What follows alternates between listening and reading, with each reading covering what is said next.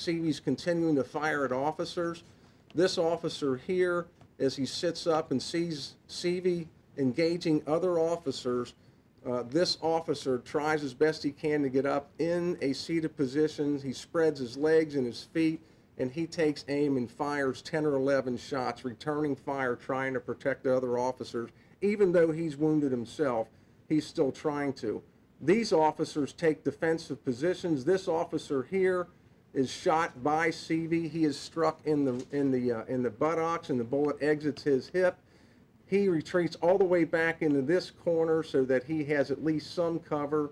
These are concrete walls or brick walls along here where he takes cover in this corner. This officer takes cover behind a fence and an extension, a shallow wall extension that's out here. As Seavey comes out, engaging them, this officer fires twice at Seavey. The officer that's here that has been shot continues to fire, and Seavey, the officer fires a couple times. From this point, he retreats back a little bit and then comes back out to check on Seavey, and he sees that Seavey is down at that point. From the angle and trajectory that we can tell, it looks like the bullet entered Seavey. More than likely, this officer here fired the shot that took Seavey down. We don't know that yet. We don't have a coroner's report yet to confirm that. But from what it looks like, there's a bullet entry wound somewhere up here in the back of the left shoulder, which would be consistent with him having retreated here to a point of safety and then firing at the gunman from a flanking position. So our best guess at this point is more than likely this officer fired the shot that struck Seavey and put him down.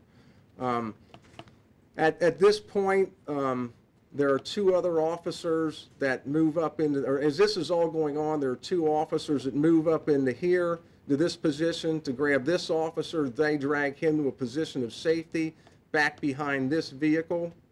And then one of those officers retreats all the way around these vehicles, engages a second officer, and they move in to this position to get the other officer who's been wounded, and they drag him also to a position of safety. So you can see there is an enormous amount of activity that's occurring as this gunfight has erupted.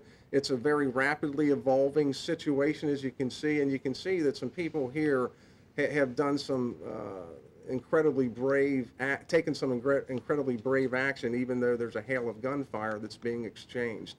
Once those people are taken to positions of cover, there are then commands given to other people. Actually, commands had been given.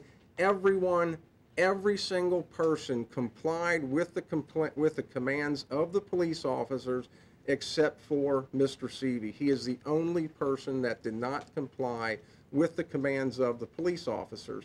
He is down. Officers holler at him to tell him to move towards them so they can help him if he's hurt. He is non-responsive here at this point, non-responsive.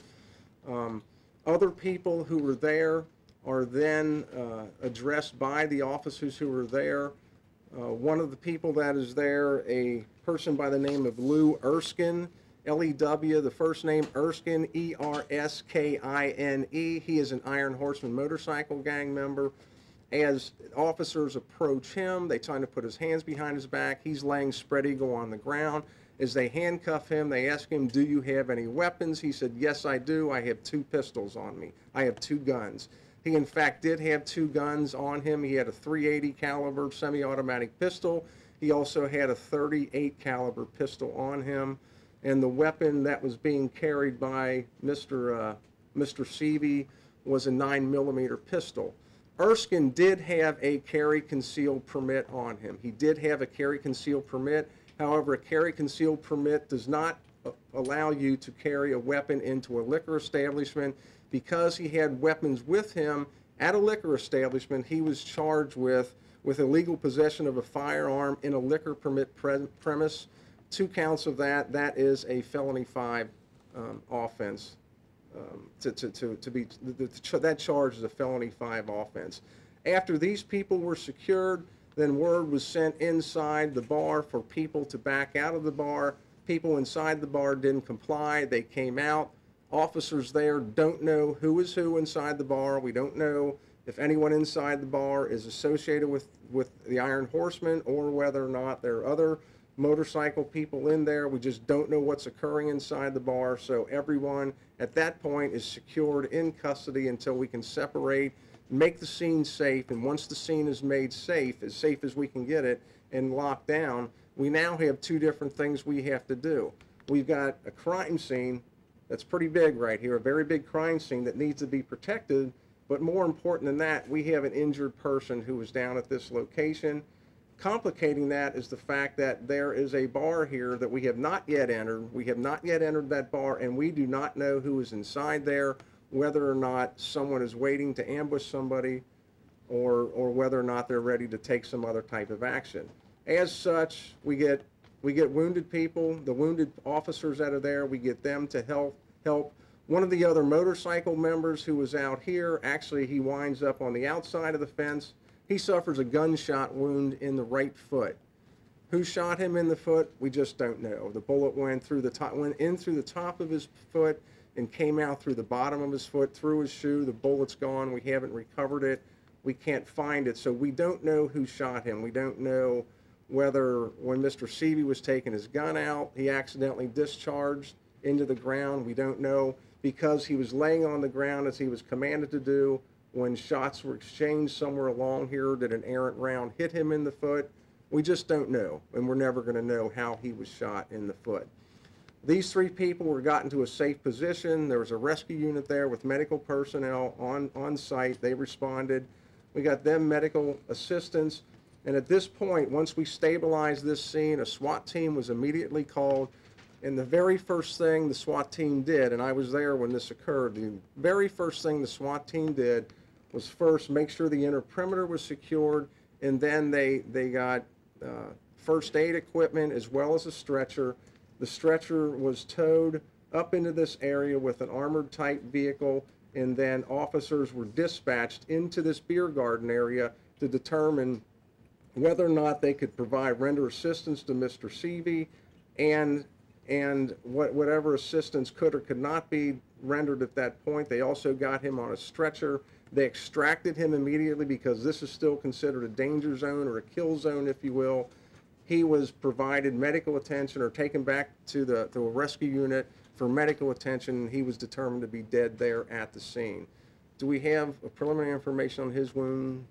Mr. Seavey was... Seavey's wounds has an entry wound in his back. Right shoulder blade in the rear that traveled through both lungs, through the chest, through both lungs, and it also severed his spine.